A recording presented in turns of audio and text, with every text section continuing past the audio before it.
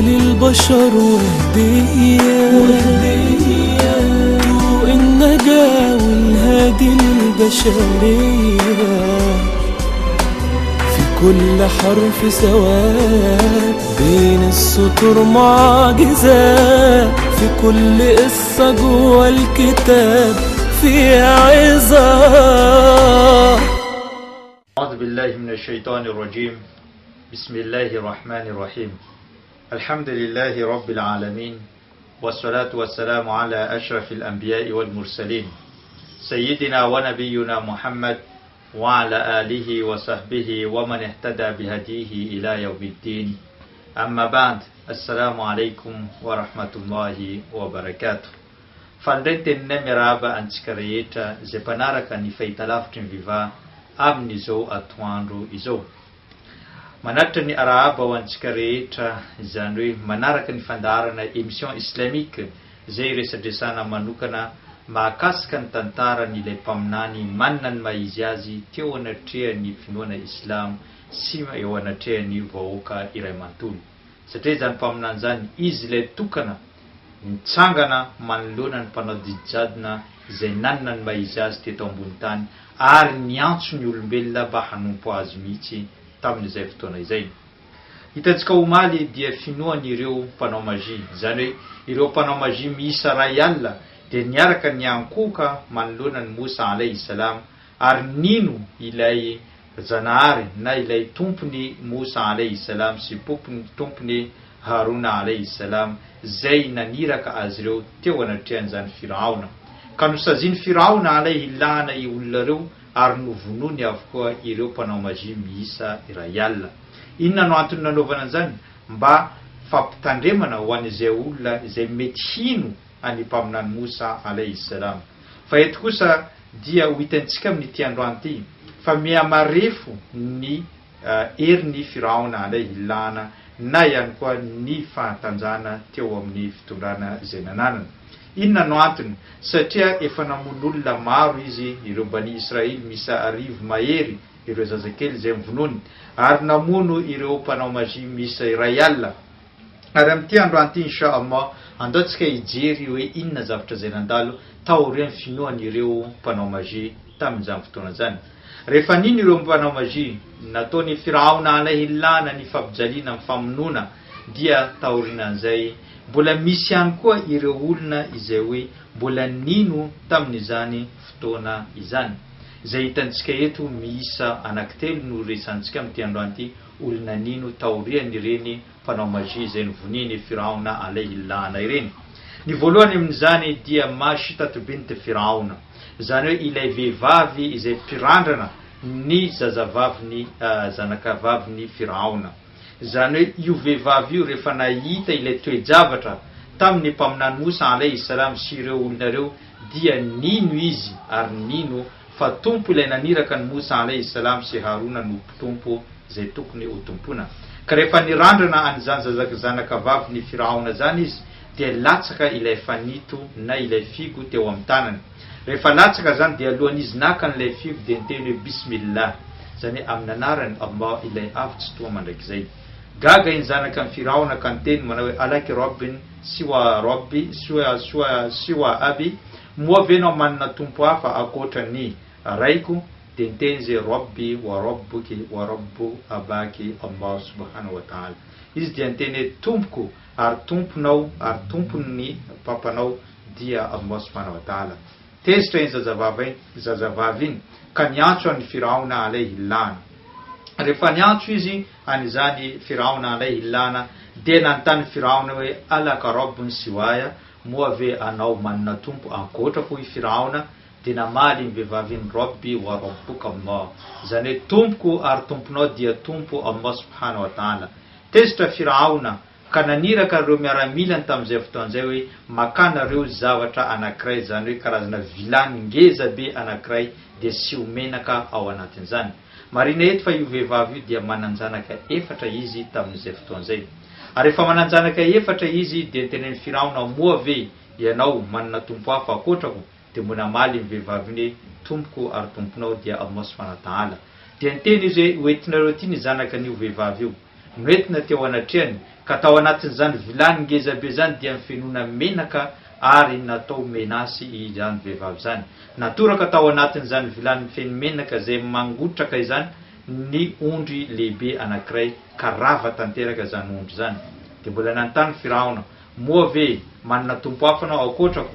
De mbola niteny izany vehivavy zany manao hoe Rabbi wa rabbuka Allah, tompoko ary tomponao dia Allah subhanahu wa ta'ala. Ka nalaina ny zanany voalohany napidirina ao anatin'izany vilany zay feno menaka izany. Maty izany zanany zany. De mbola nanontany Firaona, mbola manana tompo hafa ve anao akotrako?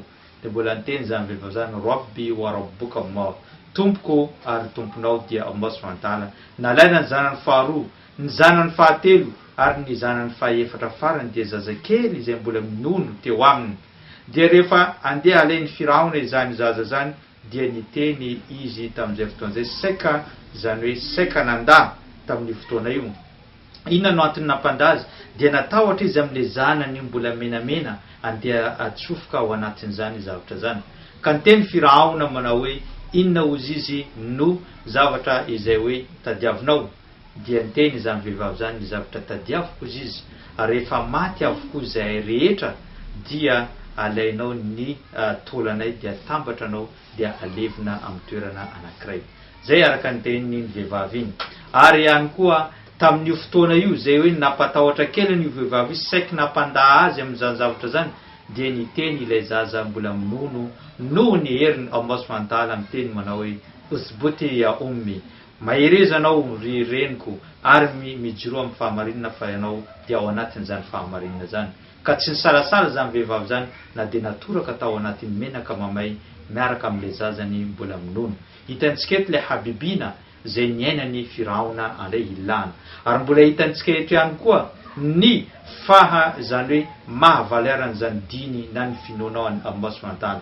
Ny finoanaony Allah subhanahu wa ta'ala dia mety miafara amin'ny famononanao mihitsy, tahaka ny nahazo an'ireo mpanao magia ny Firaona, tahaka ny nahazo an'ity vehivavy zay pirandrana zanavaviny ity Firaona ity, dia natoraka tao anatin'ny menaka mamay ary maty izy sy ny zanany tamin'izay fotoana izay. Manaraka an'io rehefa nisy zany trangan-javatra zany dia mbola nisany tao anatin'ny fianakavia Firaona koa dia nisy mbola nisy olona nino any zavatra zay noentiny mpaminany Musa alayhi salam. Tsy iza izany fa ny vadiny Firaona na ilantsona hoe Asia. Io vehivavy io dia nino any Musa alayhi salam ary nankaty azy nanomboka amin'ny fahakeliny. Izy no namalavala ny Musa, namolavolany Musa, niantoka ny zavatra rehetra mahakasika Musa alayhi salam. Izy ihany koa no niaro any Musa tsy mivonoa ny Firaona tamin'izany fotoana izany. Ka nino any Musa rehefa miverina izy nitondra an'izany faminaniana zany, dia nino izany vehivavy zany. Saingy rehefa nino izy dia nampijaliany Firaona ihany koa. Ary tsy vitany nampijaliany Firaona, misy ireo mpitantara miteny fa ny sotomina ny tanany anankiroa dia nitapaka, zany hoe niala ny tanany izany Asia zany. Ary nisy moa niteny fa hoe nivonoany Firaona izany vehivavy zany tamin'ny farany. Fa tamin'ny teo zany hoe fampijaliany nahazo an'izany vehivavy zany dia nitodi-doha tamin'ny Allah subhanahu wa ta'ala izy, ary niteny izy manao hoe Qur'an Karim dia mitantarany zany ao anatin'ny sura anankiray izay miteny manao hoe wa daraba Allahu mathalan lilladhina amanu imra'ata fir'auna idh qalat rabbi ibni li 'indaka baytan fil janna wa najjini min fir'auna wa 'amalihi wa najjini min al-qawmi adh-dhalimin. Zay tenin'ny Qur'an Karim zany dia miteny hoe ary nomenay ohatra mivaingana ihany koa nareo amin'ilay vehivavy anankiray izay vadiny Firaona. Rehefa tratra amin'ny fampijaliany Firaona izy dia niteny izy manao Rabbi, tompo ibni li baytan fil janna, zany hoe anangano trano lehibe mijoalajoala lapa lehibe eo akaikinao, indaka eo akaikinao fil janna, ao anatin'ny paradisa ny tenako, wa najjini min Firaona wa amali, ary arovy ao amin'ny fampijaliana izay nataony Firaona, wa najjini min al-qawmi adh-dhalimin, ary arovy ihany koa zao amin'ny asaratsy izay ataon'ireo olona mpanao ny asaratsy, mpanao ny tsindrazilena dia ny Firaona sy ireo olona izay miaraka aminy sy ireo miaramila rehetra. Zany no olona faharoa izay nampijaliany Firaona, izay hoe nino ny mpaminany Musa alayhi salam. Tsy vitan'izany fa mbola misy lehilahy ray farany izay resantsika amin'ity androany ity. Zany lehilahy zany dia anisan'ny mustashar, zany hoe conseiller, mpanolotsaina any Firaona. Ary io lehilahy io dia olona manana maizy azy satria izy mpanolotsaina any Firaona no sady izy zanaka ny tonton Firaona izany lehilahy zany. Zany hoe ao anatin'ny fianakavian'ny Firaona mihitsy dia nino any mpaminany Mosa alayhi salam. Ka taty aoriana rehefa nino ireo mpanao magia dia nyvonoana, nino izany maso taty ilay mpirandrana zanaka ny Firaona dia nyvonoany, nino ihany koa i Asia izany hoe ny vadin'ny Firaona dia nyvonoany. Ary teo dia nanapa-kevitra Firaona fa tsy maintsy amono any Mosa alayhi salam. Ary Qur'an Karim dia mitantara an'izany manao hoe dharuni aqtul Musa wal yad'u rabbah, zany avelanareo aho hamono any Mosa alayhi salam ary izy zay zavatra zay ataony na dia angataka amin'ny tompony azy izy tsy raharantsika fa mila hamono ny mpaminany Mosa alayhi salam no tao anatin'ny lohany Firaona tamin'izay fotoan'izay. Rehefa nakan'izany décision zany Firaona alayhi lana dia niboaka zany nivoaka ity rangahy zay tsy nampoizina, zany hoe anisan'ireo conseiller, anisan'ireo mpanolotsaina ny Firaona alayhi lana ary tao anatiny fianakavian'ny Firaona. Ary Qur'an Karim zay mitantara an'izany ao anatin'ny surat al-Ghafir manao hoe waqala rajulun mu'minun min ali Firauna ataqtuluna rajulan an yaqula rabbi Allah. Zany dia tantarainy Allah subhanahu wa ta'ala waqala rajulun min ali Firauna, nisy lehilahy anankiray zay hoe tamin'ny fianakavian'ny Firaona, mba mazava tsara fa tao anatin'ny fianakavian'ny Firaona. Ary io mpahay tantara dia milaza fa hoe zanaka dadatoan'ny Firaona izany lehilahy zany ary anisan'ny conseillen'ny Firaona. Ataqtuluna rajulan an yaqula rabbi Allah, moa ve nareo andeha hamono lehilahy anankiray olona zay miteny rabbi Allah, tompoko Allah. Zany ve dia anisan'ny fahotana ny miteny hoe tompoko Allah, dia zany anisan'ny amonoana ny olona anankiray, karazana fanontaniana zay napetraka an'izany lehilahy zany tamin'ny Firaona. Ary tsy vitan'izany ihany koa fa mbola niteny izy manao wa iyyaku kadhiban fa alayhi kadhibu wa iyyaku sadiqan yusibukum ba'da allazi ya'idukum. Ary mbola niteny zany lehilahy zany, raha ohatra ka anao dia amono ny olona anankiray miteny fa hoe tompoko Allah subhanahu wa ta'ala, dia raha ohatra ka zany olona zany mandainga izy amin'ny zavatra zay nilazainy, avelao izy sy nilaingany.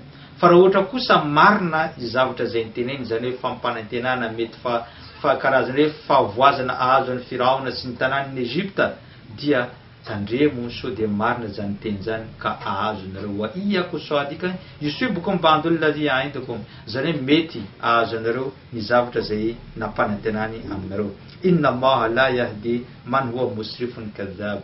Ka Allah subhanahu wa ta'ala ozy izy dia tsy anao, zany hoe tsy anoma, tsy anome na tsy anitsy ny olona anankiray zay mpandainga. Zany hoe tia nitenenina nanafina iman yaktum imanahu waqala rajulun mu'minun min al Firauna yaktum imanahu. Zany hoe ny lehilahy tao amin'ny fianakavian'ny Firaona zay nanafina ny finoana, eto izy tsy mibaribary ny finoana ny mpaminany Mosa alayhi salam fa nafeniny izany ary niezaka izy zany hoe nandamina ny situation tamin'izany fotoan'izay satria i Firaona dia naka décision andeha hamono an'izany Mosa alayhi salam zany. Dia mbola teny izy manao hoe ya qawm lakumul mulku al-yawm dhahirina fil ard faman yansuruna min ba'si llahi in ja'ana. Mbola teny ihany koa izy tamin'ny Firaona manao ianareo ry vahoaka, zany hoe izany anisan'ny conseillen'ny Firaona, zany hoe ireo olona lehibe, zany hoe ireo ministre sy ireo olona manantsaina, ireo olona lehibe niara-mivory dia namoaka ny teny izy manao ya qawm, ry vahoaka ozy izy tamin'izay fotoana zany, lakumul mulku al-yawma dhahirina fil ard, anareo amin'ity androany ity dia matanjaka, manana ny maizy azy hita amin'izao tanàna izao eran'izao tontolo zao. Araka ny voalazantsika tena mpandoana fa tamin'io fotoana io dia Egypta dia kapitalin'ny zao tontolo zao, ary ihany koa tsy nisy kontinanta afa-tsy hoe Azia sy ny Afrika tamin'izay fotoan'izay, ary Egypta anisan'ny nisongadina. Ka niteny io lehilahy hoe raha ohatra ka aminareo androany hita fadadaza malaza maneran'izao tontolo zao fa mayansuruna min ba'si llahi in ja'ana, ka izy ary mety hanavitra antsika raha ohatra ka misy saziny Allah subhanahu wa ta'ala ho avy amintsika. Qala Firauna, namaly azy kosa Firaona amin'ny feo ambony manao ma urikum illa ma ara, za tsy maintsy manatanteraka ny décision izay fandraisiko, zany ny famonoana any Musa alayhi salam, zany no décision izay hoe ndraisiko, wa ma ahdikum illa sabira rashad, ary tsy misy lalana hitako mendrika afa-tsy zay décision izay ndraisiko zay. Wa qala alladhi amana ya qaum, ary mbola niteny any ilay nino, zany io lehilahy io mbola niteny tamin'ny Firaona hoe ya qaum inni akhafu alaykum yawm al-ahzab, zany hoe zao izy matahotra anareo amin'ny atongavan'ilay sazy tahaka ny sazy izay nandalo tany aloha tany, misla dabi qaumi nuhin wa adin wa thamuda walladhina min ba'dihim wa ma Allahu yuridu dhulman lil ibad. Ary mbola niteny zany lehilahy zany hoe zao izy matahotra so de hoavin'ireo le fanasazina tahaka ny fanasazina zay navy tamin'ny qaumi Nuh, zany hoe vahoakan'ny Nuh, vahoakan'ny Ady ary vahoakan'ny Thamud ary izay nanaraka azy nanao ny tsirariny taty aorina. De mbola nitoizany lehilahy ilay teny manao walaqad ja'akum Yusuf min qablu bil bayinati fama ziltum fi shakkin mimma ja'akum bi. De niteny izy manao hoe zany hoe naka toky izy, zany hoe name solution anireo efa tonga teo alohan'io Musa io ne Yusuf alayhi salam, hoe zany Yusuf alayhi salam zany tianareo ary nanavitra ny Egypte tao anatiny hanoanana, nanavitra ny Egypte tao anatiny loza manantanina ny Egypte, io dia avy amin'ny Bani Israel, olona mendrika, ka io Musa alayhi salam ty dia taranaka ny Yusuf alayhi salam izay nitiavinareo amin'ty androany tianareo nakatia ny Yusuf, nefa rehefa avy Musa anareo andeha hamono ny Musa alayhi salam tadidinareo tsara fa io olona anisan'ny nanao zavatra mendrika ho anareo, zany hoe nanome fiderana tsara ny Yusuf ka tokony taranaka ny Yusuf olona mendrika ihany koa tahaka Musa, ka aoka anareo tsy hitsangana amin'izany famonoana izany zavatra izany. Wa qala Firauna ya Haman ibni li sarhan la'alli ablughu al-asbab asbab as-samawati wal ard fa attali'a ila ilahi Musa wa inni la adhunnuhu kadhib.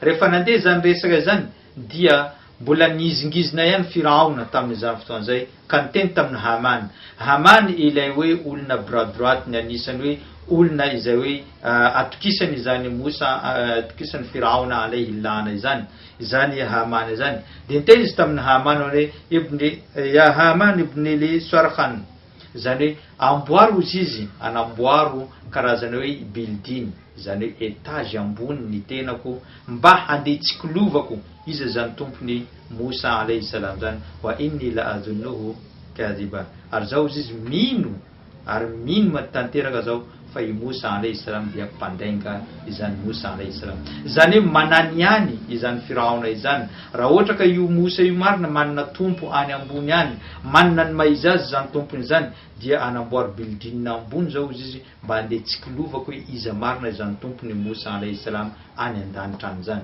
Zany no zavatra zay nataon'ny Firaona zany, tsy niala tamin'ny décision izy, ka izany lehilahy zany mu'min ali Firaona zany niezaka niteny izy, niezaka nanakana, niezaka nanao izay mba azo ny atao tamin'izany fotoana zay, fa tsy nanaiky Firaona. De ny farana niteny manao hoe fasatadhkuruna ma aqulu lakum wa ufawwidu amri ila Allah inna Allaha basirun bil ibad. Raha zany ozy izy no zavatra mandalo, tsy miverina amin'ny décision anao ry Firaona, dia teny tokana ho ambarako anao fasatadhkuruna ma aqulu lakum, mbola ho tadidinareo ny zavatra zay teneniko taminareo, wa ufawwidu amri ila Allah, ary ny zavatra rehetra dia ho avelako eo am-pelantanany Allah subhanahu wa ta'ala, inna Allaha basirun bil ibad, satria zany tompo Allah subhanahu wa ta'ala zany dia mahita ny zavatra zay rehetra ataony mpanompony eto ambony tany. Zany no teny farany nataony, ka tsy io lehilahy io zany karazany namoaka ny tao ampony, nanakana ny Firaona mba tsy hamono ny Musa,